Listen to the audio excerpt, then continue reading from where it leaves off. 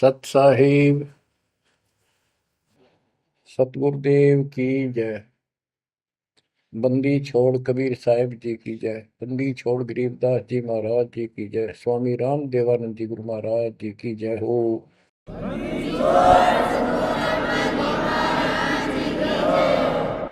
सर्व संतों की जय, सर्व भक्तों की जय, धर्मी पुरुषों की जय। श्री काशी धाम की जय, श्री सुडानी धाम की जय, श्री क्रोथा धाम की जय, श्री बरवाड़ा धाम की जय। सत साहिब गरीब नमो नमो सत पुरुष को नमस्कार गुरु के नहीं। सुर नर मुनिजन साधुआ संतों सर्वस नहीं। सतगुरु साहेब संत सब दंडो तुम प्रणाम। आगे पीछे मध्य हुए तिनको जा कुर्बान। नराकार निर्विषम काल जाल भय बंधन। निर्लेपम निज निर्गुणम अकल अनुपेषणम। सोहम सुरति समापतम सकल समाना निर्तल। उज्ज्वल हिरंबर हरदम अम्बे पर्व अथाह वार पार नहीं मध्य तुम। ग्रीव दोष मरत सिद्ध होई गणनायक गिरताना। करो अनुग्रह सोई पारस पद परवाना। आदि गणेश मनाओ गणनायक देवन देवा। चरण कमल लाओ आदि अंत करूं सेवा। परम शक्ति संगीत अमृत सिद्धि दाता सोई। अविगत गुण अतीतम सत पुरुष निर्मोही। जगदम्बा जगदीशन मंगल रूप मुरारी। तन मन अर्पो शीसम भक्ति मुक्ति भंडारी। सुर नर मुनि जन ध्यामय ब्रह्मा विष्णु महेशा। शेष सहस मुख गावै पूज्य आदि गणेशा। इंद्र कुबेर सरीखा वरुण धर्म राय जावै। समर्थ जीवन जी का मन इच्छा पल पावै। 33 कोटि अदारा जावै सहस 88। उतरै बहुजल पारा कट है यम की फांसी। कबीर सतगुरु के उपदेश का सुनिया एक विचार। जय सतगुरु मिलते नहीं जाते नरक द्वार। नरक द्वार में दूत सब करते खेचा तान। उनसे कभू नहीं छूटता फिरता चारों खाने। कबीर चार खानी में भरमता कबहू न लगता पार। सो फेरा सब मिट गया मेरे सतगुरु के उपकार। जय जय सतगुरु मेरे की। जय जय सतगुरु मेरे की। सदा साहिबी सुख से बसियो। अमरपुरी के डेरे की। जय जय सतगुरु मेरे की। जय जय सतगुरु मेरे की। सदा साहिबी सुख से बसियो। अमरपुरी के डेरे।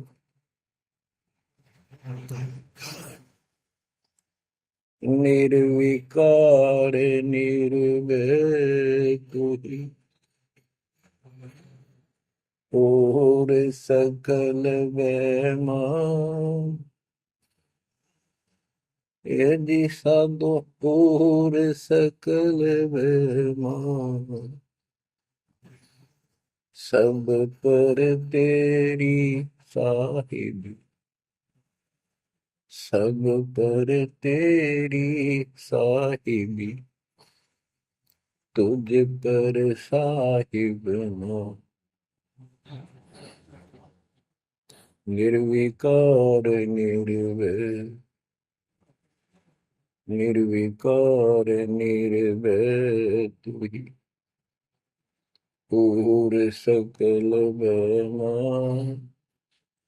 हे दिशा दो पूर सकल बेमा, सब पर तेरी साहिब, सब पर तेरी साहिबी, तुझ पर साहिब ना, निर्विकार निर्भय।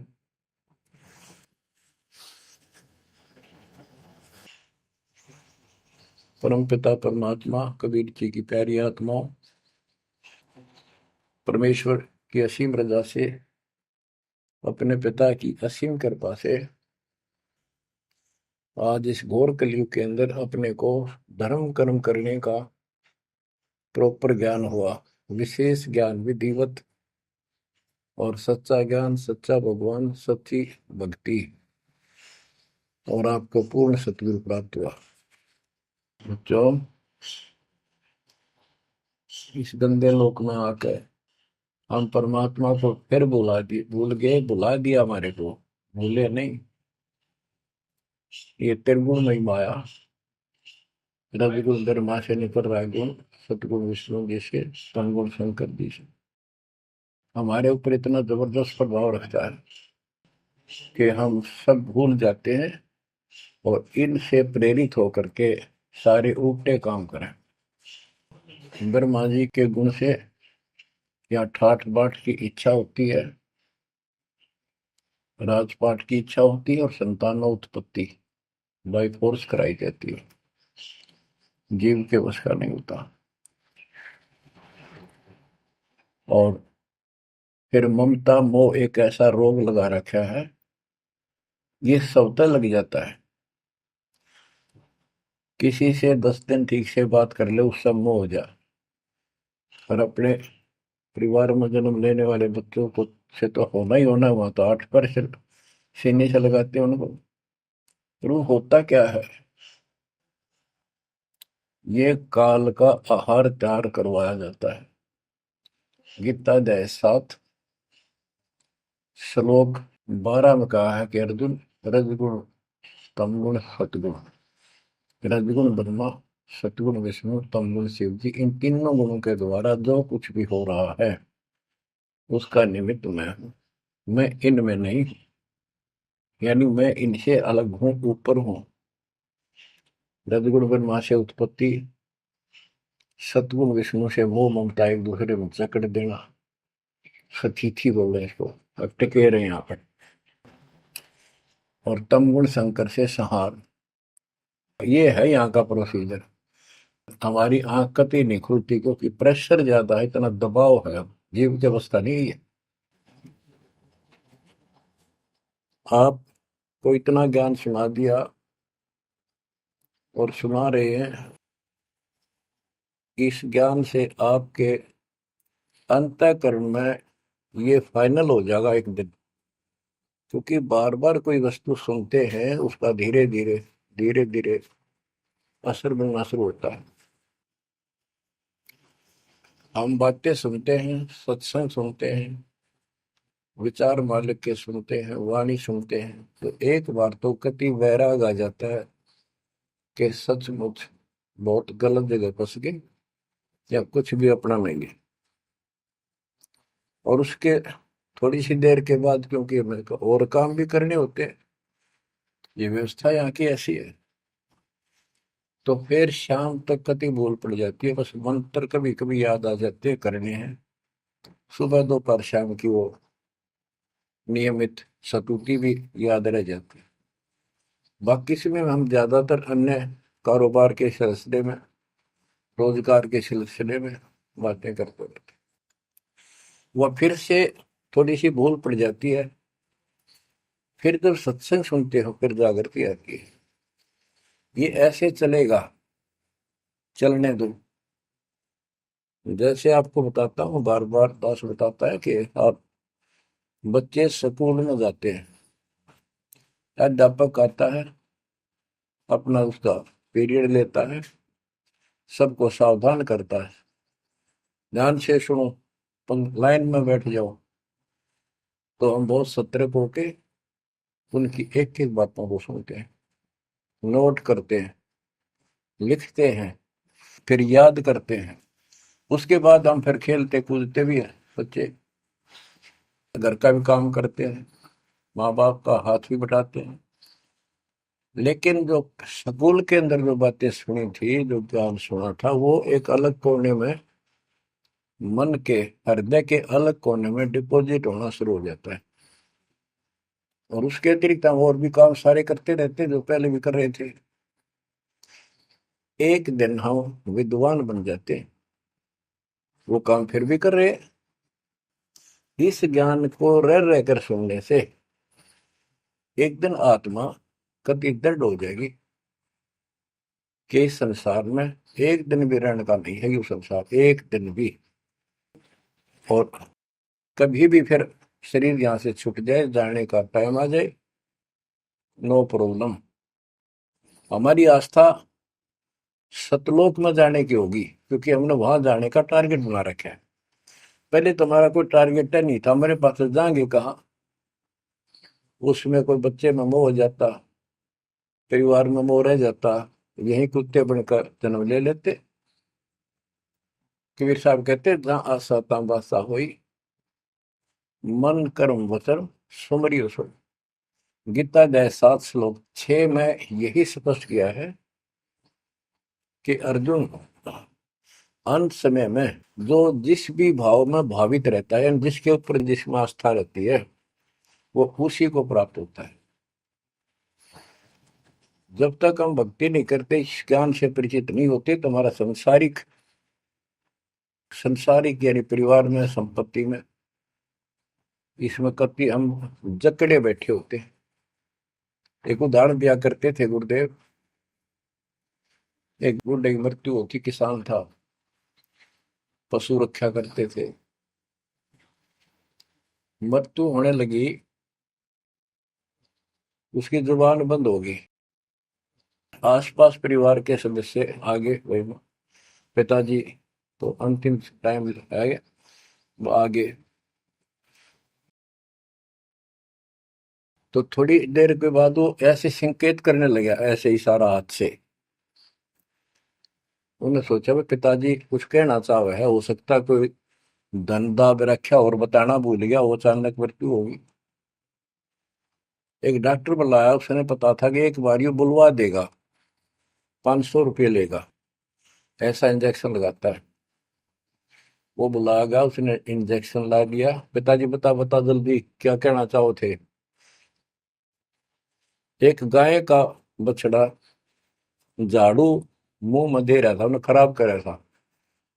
जो बोला, देख यो बछड़ा झाड़ू चाबे, तुम कित मर गए, नाश करोगे मेरे गाय पाछे, ये नुकसान कर दिया। 2.5 आने की झाड़ू 500 रुपये पड़ गई हुए। जहाँ साता बासा हुई, वहीं पर कुत्ता गधा पशु बढ़कर वहीं जन्म लेगा। तो हमारी ये वृत्ति यहाँ से हटेगी, इस ज्ञान से अंतिम समय आप यहाँ कुछ याद नहीं आओगा। इस ज्ञान में सुनते रहे और भक्ति करते रहे, मर्यादित रहे। ज्ञान के साथ साथ यह भक्ति आपको सहारा देगी अंतिम समय में, मन को उधर धकाने के लिए। वैसे नहीं धकता है, बहुत ताकतवर है, ब्रह्मा विष्णु महेश मन का आधार मान रहे। ये ज्ञान और इस भक्ति की शक्ति इस आत्मा को न धका देगी ऊपर। अंत समय में सेकंडों के अंदर सतलोक बैठे पाएंगे। इस पर लगे रहना, इस मार्ग से जैसे दास आपको बताता जाएगा। अमर करूं सतलोक पठाऊं, ताकि बंदी छोड़ करूं।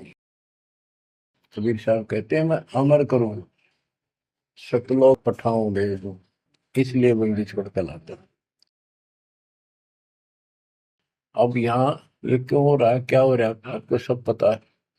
पहले तो नहीं था, पर अब पता लग गया आपको, बिल्कुल सही पता लग गया। माता पिता के सामने बच्चे एक या दो तुरंत मर जाते हैं, चक्कर मारते रह जाते हैं, हाथ कुछ नहीं आना, और कई महीने वर्षों तक उसकी याद सताती रहती है। हम इतने विवश हैं, हम इतने बंद में हैं, हम कुछ नहीं कर सकते, लाचार हैं। एक राष्ट्रपति किसी देश का, या प्रधानमंत्री, या अन्य कोई सक्षम मानता अपने आप को, उसका इकलौता बेटा मर गया, प्रधानमंत्री, टक्कर मारा वो टक्कर। और उससे पहले जब आकाश में वो हुई थी उसकी तुती, साथ में आकाश में रहा था, उसका दिमाग धरती पे पटक दिया। एक बताते हैं, महाभारत में प्रकरण आता है, द्रोणाचार्य, ये गुरु था कौरव पांडव का, और शिक्षा दिया करता, मोह मत करो, मोह सबसे बड़ा खतरनाक है। द्रोणाचार्य का जब लड़का अश्वत्थामा मरा, मरा नहीं था उस समय तक, ये कह दिया गया अश्वत्थामा मर गया। वो झूठ बुलवाई गई थी श्री कृष्ण में प्रवेश काल द्वारा, कि एक अश्वत्थामा नाम का हाथी था, उसको मार दिया गया। और युधिष्ठिर का बहुत विश्वास करते थे सब कि ये सत्यवादी है, कभी झूठ नहीं बोलता। तो काल ने यह चाल चाली कि द्रोणाचार्य पांडवों की सेना को मार डालेगा, बहुत जबरदस्त तीरंदाज है, बहुत गजब का शूरवीर निशानेबाज है, इसको कंडम किया जाए। तो उसको कंडम करने का तरीका अपनाया कि इसको एक झूठी खबर फैलाई जाए कि इसको थॉमस का बेटा मर गया युद्ध में, फिर ये पागल हो जाएगा। ऊपर तक दुनिया गीत गाती है, जब लग गया अपने, जब पता लग गया तो युधिष्ठिर से झूठ बुलवा दिया कि तूने कह दे कि अश्वत्थामा पीते, अश्वत्थामा मर गया, तेरी झूठ भी ना होगी, हाथी मर गया ना, ये हो जाएगा। तो पहले तो युधिष्ठिर माना नहीं, फिर ये कहा कि हाथी मार दिया है, तो झूठ थोड़ी है। झूठ तो थी है, जो थोड़ा, पहले हम छोटे से थे तो यूं कहते, अरे झूठ बोली तो ना पाप लगेगा, बोला ना, उंगली पर उंगली चढ़ा के बोली थी, ये कौन पाप लगे। यानी ये अपने फार्मूले हैं, पाप तो पाप तो लगेगा। तो सब ने कहा कि आपका बेटा अश्वत्थामा मर गया, दौड़ना चाहिए। तो बोला नहीं, मेरा बेटा नहीं मर सकता, नहीं मर सकता, उसको मारने की हिम्मत किसी में नहीं है। कि युधिष्ठिर कह देगा तो मैं मान जाऊंगा। तब युधिष्ठिर ने कहा अश्वत्थामा थे नर व कुंजर, नर तो जोर तो बोल दिया, व कुंजर, भाई हाथी आदमी या हाथी, ये नहीं कह सकता, वो मन मन में बोल दिया। तो यह बात सुनकर अश्वत्थामा आई थे, अश्वत्थामा मारा गया। आगे कड़ा सुना था द्रोणाचार्य, नरवा कुंजर कह गया वो, इतना पागल ने ढाल हो गया, टक्कर मारा, कति कंडम हो गया, उसने हथियार भी नहीं उठा उसने। और पांडवों ने वो गढ़ जीत लिया उस साइड का जहां वो मोर्चा डटे खड़ा था। तो बच्चों, ये मोह इतना जबरदस्त है, जीव के बस का नहीं है। और बनता कुछ नहीं, बचाओ कुछ नहीं। तो इसका बचाओ अब है तो ज्ञान हो, ये ज्ञान जो दास बता रहा है, ये आपके हृदय में जच जा कति, ये कुछ भी अपना नहीं है, 100 की 100 साची है, पर मन मानने तैयार नहीं, आत्मा को दबाए रखा है। ये सब काल आहार हमसे पैदा कराया जाता, जैसे कसाई बकरे पालता है, कसाई बकरे पालता है, उनके लिए चरागाह बनाता है, सुंदर तालाब बनाता है पानी पीने के लिए, उनके लिए छाया, गर्मी, सर्दी, ओलों से बचने के लिए शेड डालता है। पहले झोंपड़ी डाला करती थी, तो उस घास फूस के और लकड़ी, अब तीनों का शेड बनाते, पंखे लगा दिए जाते। और ये समझो कि जैसे कसाई ने 3 पाली रखे हैं नौकर, एक बकरे मोल लाके वहां छोड़ता है, दूसरा उनकी पालन पोषण करता है, और तीसरा उनमें से निकाल के और अपने कटवा देता, बेच देते हैं, कसाई को सौंप देता है। ये प्रोसीजर है यहाँ पर। जैसे कसाई कभी कभी आता रहता है, बकरों को देखता है, संभालता है, तो उनके कमर पे हाथ मारता, शरीर पे, और वो उसको अपना एक बहुत हमदर्द मित्र मानते हैं, मालिक मानते हैं। देखो हमारे को कितनी सुविधा दे रखी है, पानी क्या, घास क्या, गर्मी सर्दी से बचने का। वो देखता तो हाथ मार के ऐसे है कि ये कितनी कीमत का हो गया, कितना मांस है इसमें। और वो समझते हैं ये प्यार करे हमारे से, कसाई लाड करता है, वो भी उसको प्रतिफल में जीभ से चाटते हैं उसका हाथ, प्यार करते हैं। और कई कई तो उसके ऊपर पैर फैला कर उसको प्यार देना चाहते, सीने से लगाना चाहते हैं बकरे। ऐसा पशु भी प्यार देते हैं, उसको अपना मान। वो देख रहा है इसमें मांस कितना है, और नौकरों को बता देता है इन इनको निकाल लो। उसका कोई रहम नहीं है, कितना लाड करो, कितने उसके गुण गाओ। उसने उद्देश्य यही है, उसका मतलब यही था, उनको पालने का। कबीर साहब कहते खाई खुराक का पैन पोशाक का यम का बकरा पलता है। या बढ़िया बढ़िया माल खा के और सुंदर सुंदर कपड़े, ड्रेस, कटपट फैंसी के कपड़े, ये पहनेंगे वो पहनेंगे। कहते खाई खुराक का पैन पोशाक का यम का बकरा पड़ता है। काल के बकरे पड़न लग रहे हो तुम। इन बातों को बच्चों अच्छी तरह हृदय में बैठा लो, एक कोने में। संसार में रहेंगे, रहना पड़ेगा, लेकिन परमात्मा की शरण में रहेंगे, मर्यादित रहेंगे। काल का कोई अटैक आप पर नहीं होगा, ना आपके परिवार पर होगा, ना किसी धन संपत्ति व्यवसाय पर होगा। ये सत्कर मान लेना। हम मर्यादा को हल्के में ले लेते हैं, और ये हमारे विनाश का कारण होता है। गलती हम करते हैं, कोई काल का ऐसा अटैक आने का समय हो गया और वो नुकसान हो गया, तो भक्ति और छोड़ देते हैं, हो गया सर्वनाश। भक्ति छोड़ दी, भगवान की शरण छोड़ दी, फिर और कहाँ ठिकाना रह गया। कटी पतंग हो गई। कटी पतंग का कोई अस्तित्व नहीं रहता, कुछ देर उड़ जरूर सकती है, अंत में पता नहीं कि कर का पेड़, बबूल के पेड़ में उलझ कर फड़फड़ कर कपाटती है। ऐसे फंसे रह जाओगे तुम इस काल के जाल में, कांटेदार झाड़ियों में, इस गंदे लोग। तो बच्चों इस बात का सख्त ध्यान रखो, यदि आपने यहाँ से निकलना है, मर्यादा ना टूटे। और मर्यादा ये पता नहीं कितने प्रकार से टूट जाती है।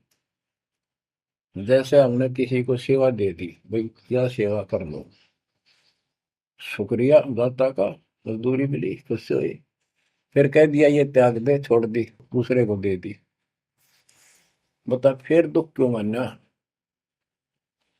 फिर दुख मानते। मैं ये समझा, इतना ज्ञान होकर भी तुम ऐसी बातें करते हो, तो शुक्र मनाओ और 100 बार हाथ जोड़ के, भाई बहुत अच्छा गुरुदेव का आदेश है कि भाई सेवा कर लेगा, मुझे भी और सेवा दे दियो कोई, मेरी नीयत से सेवा करने की। अन्ना मिला तो अपना सबर करे, भक्ति करे, सत्संग में जाओ। 100 सेवा है आश्रम में करने वाले को, बहुत सी सेवा होती है। तो एक बात का बंद कर नहीं बैठना चाहिए। ये प्रार्थना आती है, मेरे को कोऑर्डिनेटर की सेवा फेर दियो, ये भी कमजोरी है। जैसे एक डॉक्टर के पास बूढ़ा आदमी गया, कमजोर सा, वृद्धावस्था में अस्थि पिंजर बने जा शरीर का, जाके बता डॉक्टर जी मैं खड़ा होता हूँ तो चक्कर आते हैं, क्या कारण है? डॉक्टर बोला कमजोरी है, वीकनेस ऑफ बॉडी। बोला पिंडी दुख है, पिंडी, पैरों की। डॉक्टर बोला कमजोरी है। फिर वो व्रत बोला जी, मेरे सारा शरीर में भड़कुआ रहती है, यानी सारे शरीर में दर्द सा बना रहता है, चबक चबक नाड़ी करती है। डॉक्टर बोला कमजोरी है। वो वृद्ध गुस्सा होकर बोला डॉक्टर ने, तो डॉक्टर है गम चक्कर है, एक का बात जाना है कि कमजोरी है, कमजोरी है, और भी तुम्हें पता होगा। डॉक्टर बोला ये भी कमजोरी है, this is also due to weakness. ये क्रोध भी कमजोर आदमी ने घनाया कर, यह भी कमजोरी है। तो बच्चों यह सारी ये कमजोरी है जो मर्यादा से नारी हटकर करोगे, चाहे कुछ भी कर लियो। मर्यादा को हल्के में ना लो। जैसे हमने इतने सारे नियम बना दिए, भक्ति करनी है तो इनका पालन करना पड़ेगा, नहीं तो फिर गधे बनकर कुमार के नियम में चलना पड़ेगा। एक कदम भी अपनी मर्जी से नहीं जा सकते, बैल बनकर नाथ डल जाएगी, खच्चर बनकर बग्गी में दौड़े जाओगे, रेडी में, फिर चलेगी क्या आपकी मर्जी। असंग जन्म तन मृत्या हो गए, जीवित क्यों नाम रे। दवा दस दर मद मैल मठ बोरे, बोर ना दे धरे रे। तो बच्चों जीवित मर लो, इन बातों को छाती में धर लो, हृदय में बैठा लो, कति मस्तिष्क में। ये संसार आपका नहीं है, ये परिवार आपका नहीं, ये संपत्ति या कार कोठी तेरी नहीं, गरीब काया तेरी है नहीं, ये माया कहां से हो। चरण कमल में ध्यान रख, इन दोनों को खो, इनको भूल जा, अपने गुरु जी के चरणों में ध्यान रख, उनके बताए दिशा निर्देश के आदेश से आधार से अपना जीवन निर्वाह कर। बच्चों आंख खोल लो, बार बार ये बातें बताई जाती हैं। जब ऊक चुक हो जाएगी फिर तो रोना शेष रहेगा, नथिंग एल्स। इस मार्ग में अहंकार इंसान को मारता है। किस चीज में अहंकार करो,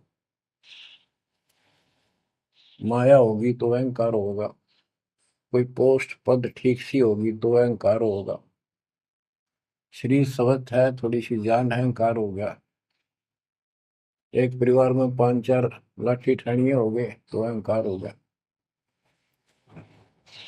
और अपने बॉडी की ताकत का अहंकार। और भी सैकड़ों कारण है जो इंसान के मन में दोष पैदा हो जाता है। तो ये इंसान का सबसे बड़ा खतरनाक शत्रु है। परमात्मा को अहंकार पसंद नहीं, और छोटी मोटी गलती को माफ कर सकता है। रावण था जिसे अहंकार नहीं छूटा, 10 मस्तक सर भी काट दिए, 10 बार काट दिए तो वापस दे दिए, ले भाई।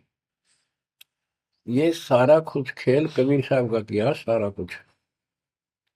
ये आत्मा परमात्मा की है, चाहे आज राक्षस है, चाहे कोई कसाई है, चाहे देवता है, चाहे ब्रह्मा विष्णु महेश है, चाहे कीड़ी आती छोटे जीव है, कोई स्त्री पुरुष है, बालक बच्चे, जीव जंतु सब उसके हैं।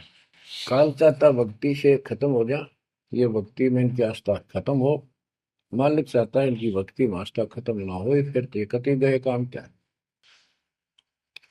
जो भी जैसी साधना मालिक के नाम पर बैठ कर कहीं कर रहा है, उसके पिछले संस्कार से, उस भक्ति से जो उसको मिलना है, उसके साथ साथ परमात्मा उसको सहारा देते हैं।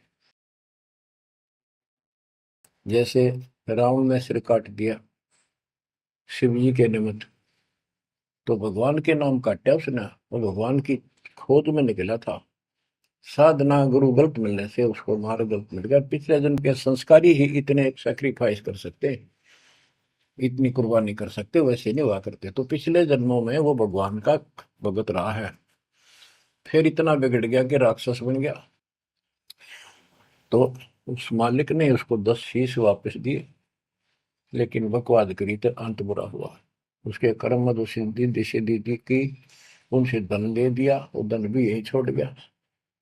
गिरफ्त सर्व सोने की लंका होती, रावण शरण दी, एक पलक में राज विराजी, जम के पड़े दी, मन तो सुख के सागर बसरे, और न ऐसा यसरे। क्या मांगो कुछ थिर न राही, देखत नैन चला जग जाई, 1 लाख पूत 1.25 लाख नाती, उस रावण का आज दीवान बाती। एक पुत्र मांगते फिरते हैं, एक बेटा देते, हे भगवान बेटा हो गया। बेटियों की तो हम गिनती नहीं करते, बेटा चाहिए बेटा। वो किस लिए उगलछमी पैदा कर रखी थी कि बेटा ना हो, यहाँ तक गति नहीं होगी माँ बाप की, क्योंकि अंत समय में जेठा बेटा, बड़ा पुत्र माँ बाप का अंतिम संस्कार कराए, यानी उसने फूका है, फिर उसकी अस्थि डाल का है, फिर उसकी क्रियाक्रम करावे, तो उसकी गति हो। और जिसका बेटा नहीं, उसकी गति नहीं हो सकती, उसको तो संतान वाला मानते भी को नहीं, मना नहीं करते थे। अब तो ये चांदना होगा, रोशनी होगी, बेटा बेटी है, कितनी मूर्खता का काम था। लेकिन काल ने तो उल्टी पढ़ाई पढ़ानी, उल्टा रास्ते डालना, वो होना एक परंपरा बनाकर बैठ गए, वो एक लकीर के फकीर होंगे। जैसे राजा दशरथ का सबसे बड़ा बेटा रामचंद्र था, उसको राज दे दिया, और बच्चों फिर उसको वनवास देना पड़ गया मजबूरी में। रामचंद्र जी वनवास में चल पड़े। राजा दशरथ का इतना मोह था अपने बच्चों में, रामचंद्र में विशेष, और जो बिछुड़ा उसमें ज्यादा हुआ करे, तो नो चल पड़ा, महल के ऊपर चढ़ के देखा, दिखता रहा, फिर नहीं दिखा तो चौबारे की अटारी पर चढ़ गया, चौबारे पर चढ़ कर जहां तक उससे दिखा, फिर मुंडेर पर चढ़ गया, एडी ठाई गिर गया, वहां से जमीन पर गिर गया, गिरते मर गया।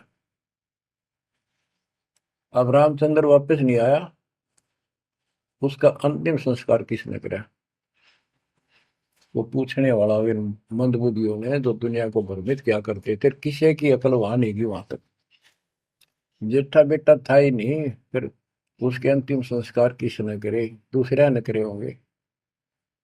तो ये बात कहने की है, तो इसका मतलब उसकी गति हुई नहीं, बेटा होते हुए भी अंतिम संस्कार नहीं कर सका। तो इन बातों ने छोड़कर सतगुरु कबीर साहब द्वारा जो ज्ञान दिया है, इस पे दृढ़ हो जाओ। देखो, हमारी सारी बात उल्टी है। भक्ति मार्ग में बेटा है, बेटी है, अच्छी बात है। परमात्मा के चरणों में लग गए दोनों, तो हम तो बरी से हो गए, क्यों? भगवान आप पर खड़ा हो गया। और बेटा भक्ति नहीं करता, बेटी करती है, तो एक कौडी का नहीं हो बेटा, किसी काम का। कबीर साहब कहते हैं, राम रटत कन्या बलि, साकर बलाना पूत, छेरी के गलगल थना, छेरी के गलगल थना, जिसमें दूध न बूत।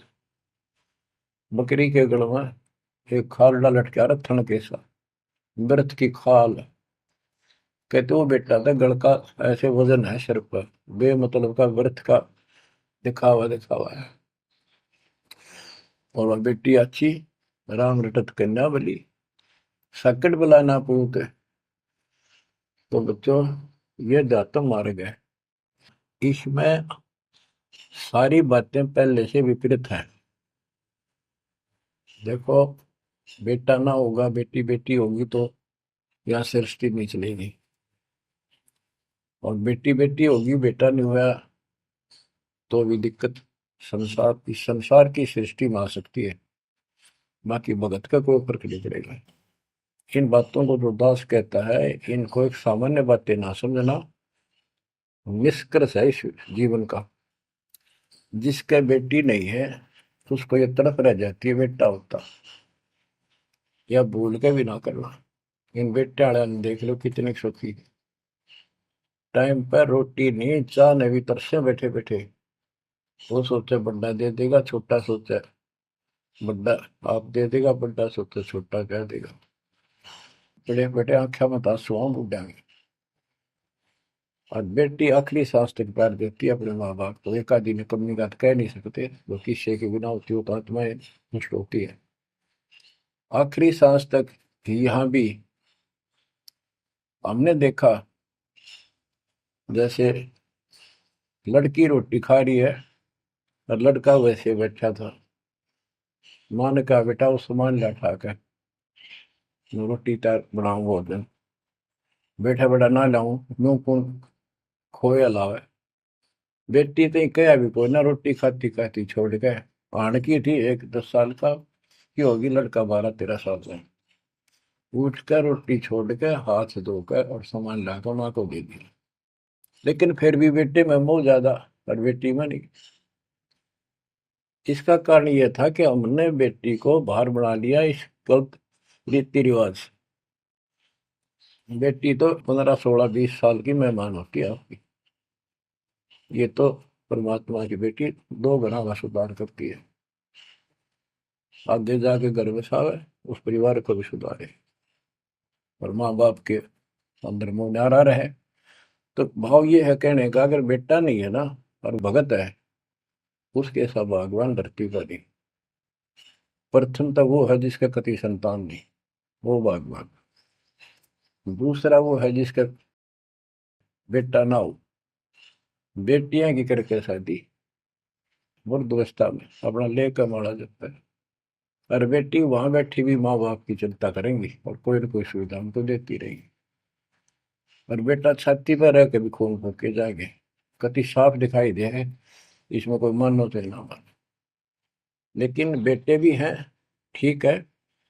और उनमें वो भी भक्ति करो, आप भी करो, कुछ दिन में उनको समझ आ जाएगी। पुत्र वधु भी भगवान से डरने वाली हो जाएंगी, माँ बाप का ध्यान रखें। वैसे कोई विकल्प नहीं इसका, लेकिन इस दुख को हम अच्छा मानते हैं पुत्र ना होने से। हम तो काल ने गधे बना रखे हैं। जितना कष्ट हमें रहे और वजन लग जा रहा है तो हम सीधे चला, और कम हो जाता मानने को नहीं। हमारा तो जैसे एक माई का पुत्र मर गया 15-16 साल का, और भगत थी, टक्कर मारी, रोना पड़े है कि बस की बात है, पाला पोसा ले जाता का। फिर उसने थोड़ा सब्र हुआ जैसा। उस दूसरे जो एक और बिना भगत थे उनके पड़ोस में, जो उनके लड़के की शादी होगी, और वह पत्नी थी बदचलन, उनको समझाने की चेष्टा करी कि तू ऐसा ना कर। लेकिन वह तो मानी नहीं, उसने वही फांसी खा ली। अब वह भी मर गई और वो बेटा भी जेल में, और वो सारे जेल में। वो दहेज के कारण, एक बेटा था ऐसे ही, उसने बहू को प्रताड़ित किया दहेज लेने के लिए। गरीब घर की लड़की थी, उसने सुसाइड कर लिया। वैसे सुसाइड करना कोई विकल्प नहीं है, इसे गंदे आदमी को छोड़कर कुमारी रह ले, अपने घर पे बैठ गया। तो उस बेटे के कारण माँ बाप ने भी सजा हुई, बहनों तक भी जेल होगी। इसे बेटे ने के फूका है, ईसा तो पहले मर जाता था अच्छा था। लेकिन हम इस बात को मानने को तैयार नहीं है। ना मानने में जब क्या कर लोगे, काल तक आ गया, मारे जाओ टक्कर। तो कहने का भाव ये है कि इन विचारों से अपने मन को सेट रखो। परमात्मा जो करता है वो सही करता है। जैसे आपको बताते रहते हैं, एक बार हजरत मूसा जी, यहूदी धर्म के प्रवर्तक में, से किसी ने पूछा सत्संगी ने कि आज के दिन सबसे बड़ा इल्म वाला यानी ज्ञानी कौन है। उसने अपने आप को बताया, तो उसका अल्लाह बोला, जिसको खुदा मानते हैं, जिसने कुरान का ज्ञान दिया, बाइबल का दिया। कि मूसा तने ये बात बहुत गलत की, मुझे अच्छा नहीं लगा, तुमने अपने आप को कैसे कह दिया मैं सबसे विद्वान हूँ। अब मूसा जी भी अपनी जगह ठीक थे जी, यो ज्ञान आपसे प्राप्त हुआ, आप भगवान खुदा हो, और खुदा जो ज्ञान देता हुआ सबसे उत्तम होता है, मैं उसी के आधार पर कह दिया। बोला नहीं, तेरा ज्ञान तो अल खिजर के ज्ञान के सामने फर्स्ट भी नहीं, कुछ भी नहीं है।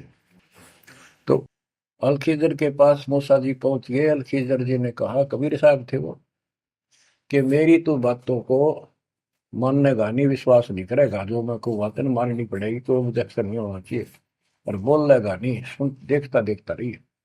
वो बोला, मूसा जी बोले, बिल्कुल महाराज, जैसे आप कहोगे, मुझे सब्र करने वाला पाओगे, कति मैं ऑब्जेक्शन नहीं करूंगा आपकी बातों में। अगर तू खरा उतरा तो ज्ञान बताऊंगा, ना बताऊंगा नहीं। उसने रास्ते में चलते, एक जवान लड़का था, 17-18 साल का, अलखिजर ने पकड़ के और उसकी गर्दन पकड़ के मार दिया। तो मूसा जी बोले, तनिष बेकसूर को मार दिया, तेरा दिमाग खराब है, यूं क्यों मारा तेने, क्या बिगाड़ा तेरा इसको। तो अलखिजर बोला, मैंने कहा था मैं जो करूँ तू देखता रहिए, बोलना नहीं है, मेरी क्रिया पे अविश्वास ना करना। मूसा जी ने अपनी गलती मानी, चल पड़ा। ऐसे ऐसे 2-3 और कारण गए, सब में उसने ऐसे ऑब्जेक्शन किया। आखिर में वो बिना हार गया। मूसा कि मैं इस योग्य नहीं, मैं आपकी बातों को अविश्वास करता रहा हूँ। लास्ट बता दिया कि इस क्रिया के बाद तो फिर ऑब्जेक्शन किया तो मैं तेरे से बात नहीं करूंगा, ना पे बताऊंगा। ज्ञान बोला भी ठीक है, उस पर भी हार गया वो।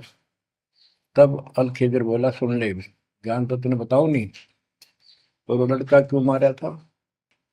वो ऐसा दुष्ट पैदा हो गया था, इसके माँ बाप भगत हैं, और उनको इतना परेशान करता, वह रो रो का टाइम काटते। उसके स्थान पर भगवान ने उनके घर में 50 साल की उम्र में एक बेटी का जन्म दिया। उनका सुखी जीवन रहा। ये प्रमाण है उसके अंदर, बाइबल के अंदर। तो बच्चों, ये सत्कर मान लो, मालिक जो करे उसको सही मानो। ऊक चूक हो भी जाए तो भगवान से दूर ना हो जाना। वो जो करेगा भगवान कभी गलत नहीं करेगा, ये तो आपने मानना ही पड़ेगा। गलत तो हम करे बैठे, हाँ यू काल करवाने लगेगा, पर रोज गलत हुआ है, एक दिन भी तो नहीं। तो बच्चों, परमात्मा की प्रत्येक क्रिया पर विश्वास रख कर चलो तुम। हमने चाहे कितना नुकसान होता दिखे, राज्य करमता राम की रजा दरशीष, दास गरीब दरस परस, तिस बैठे जगदीश। हम अपनी विचारधारा को ऊपर रखा है, जो घिसी पट्टी और बिल्कुल बकवादों से भरी होती है। इस कारण से हम भगवान पे विश्वास, गुरु जी पे विश्वास, और सब क्रियाओं पे विश्वास करके अपने कर्म छोड़ के फिर काल के जाल में फंसे रह जाते। और वहां कुछ है ही नहीं वो तो सारे उल्टे कर्म, बेसिक परंपरा बनावटी है। बच्चों, विश्वास करो अपने बंदी छोड़ पे, विश्वास नहीं करोगे तो मार खाओगे।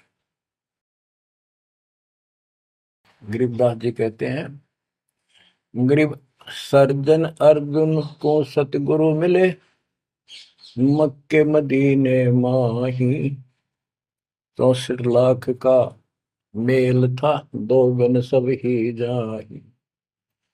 गरीब चंडाली के चौक में सतगुरु बैठे आए, 64 लाख गारत गए, दो रहे सतगुरु पाए। गरीब सरजुन अर्जुन ठाहरे, सतगुरु की प्रतीत, सतगुरु यहाँ ना बैठिए, यो द्वारा है नीच। गरीब ऊंच नीच में हम रहे, हांड चाम की दे, सरगुन अर्जुन समझियो, रखियो शब्द सने। बच्चों, सरजुन और अर्जुन नाम के दो मुसलमान थे। इनके नाम तो मुसलमान पद्धति पर थे। परमात्मा मक्का मदीने में गए तो वहां बहुत से चमत्कार किए। इन दोनों आत्माओं को समझ में आई ये बात। फिर ये सारी संगत में वहां मुसलमान थे, 2 वक्त मुसलमान रहे। इन्होंने कहा, वैसे तो काफी थे मुसलमान भी, पर ये विशेष दृढ़ थे, सब नियमों का पालन करने वाले थे। तो इनका नाम बदल के सरजुन और अर्जुन रख दिया। परमेश्वर कबीर जी ने संगत की परीक्षा लेने के लिए एक लीला की। कि ये विश्वास करते हैं या नहीं करते हैं। क्योंकि भक्तों में गुरुदेव के आदेश का भी पालन कम होने लगा था। जैसे एक लड़की थी, जिसको ज्ञान हुआ वो गलत काम करती थी, वैसा थी। अपना जीवन सुधारने के लिए मालिक से ज्ञान सुना, सत्संग मानने लगी, तो संगत वाले उसको धिक्कारने लगे। गुरु जी से बताया, गुरु जी ने सत्संग के माध्यम से कहा, भाई आपने इस चीज से कोई लेना देना नहीं, कोई सत्संग सुनेगा नहीं तो आत्मा कैसे साफ होगी, कपड़े को पानी साबुन लगेगा नहीं, उसका मैल कैसे उतरेगा। फिर भी वो जैसे तैसे अटपट करते रहते हैं। एक दिन मालिक ने परीक्षा ली, एक लड़की उस वैश्या को हाथी पर बैठाया, हाथी किराए पर लिया, हाथ में गंगा जल, सफेद पानी बोतल में भर लिया जैसे शराब हो, लड़की के कंधे पर हाथ रख लिया, सारी काशी में घुमा दिया, साथ में रविदास जी थे। तो जितने भी सबको पता चलता है, लोग देखते गए, शिष्यों को बुला बुला के लाओ, देख हम तो क्या करते, वहां पर वैश्या तक जाती है, दुल्हा कैरेक्टरलेस है। पहले तो हम भगवान क्या करते उसको, इतने सुख दे दिए, जिसमें जान निकली पड़ी थी, टोटा दुखी कर रहा था, शरीर में कष्ट थे, कहीं सुबह का रोटी भी नहीं थी, और इतने ठाठ कर दिए गुणे दिनों में। जब तो भगवान थे, आज वो शैतान लगे। ये हमारी कमजोर बुद्धि, जीव बुद्धि की सोच थी। सब परमात्मा को छोड़कर दूसरी साधना करने लग गए। गरीबदास जी कहते, बड़ुआ बड़ुआ सब कहे, कोई ना जाने खोज। क्यों ऐसे किया था उस बालक ने, इसको कोई नहीं समझ सका। दास गरीब कबीर कर्म, बट सर का बोझ। कि वो इतने शिष्य बना लिए थे, उसका भार गुरु पे होता है उनको पार करने का। अब वो सारे निकम्मे हो गए थे, अविश्वास कर रहे थे, मर्यादा का पालन नहीं करते थे, तो एक का झटके में सारे आप पड़ गए, वो भार सारा उतर गया। तो उस समय अर्जुन सर्जुन बाहर गए हुए थे, उनका ड्यूटी लगाई थी, तू जाया करो मुसलमानों के मेला में, वहां समझाओ लोगों को। तो मक्का मदीना से ये आए। उस समय सारी लीला हो चुकी थी, और कबीर साहब उनकी परीक्षा के लिए उस दिन भी उस लड़की के घर जा बैठे, वैश्या के आंगन में। अर्जुन सर्जुन को बताया कि गुरुजी तब भाई कति गिर गए, जुल्म कर दिया सरेआम, वैश्या के साथ हाथी में घूम रहे थे, शराब पी रहे थे। अर्जुन सर्जुन को विश्वास नहीं हो रहा था कि ऐसी क्या बात कर रहे हो, ऐसी बात कहने से ही पाप लगता है गुरु जी के प्रति, तुम ये बोल क्या रहे हो। तो एक बोला, मैं अभी देख कर हूँ, आज भी वहीं बैठे ना, एक ही ना, तो जा देख ले, देख लो जाके।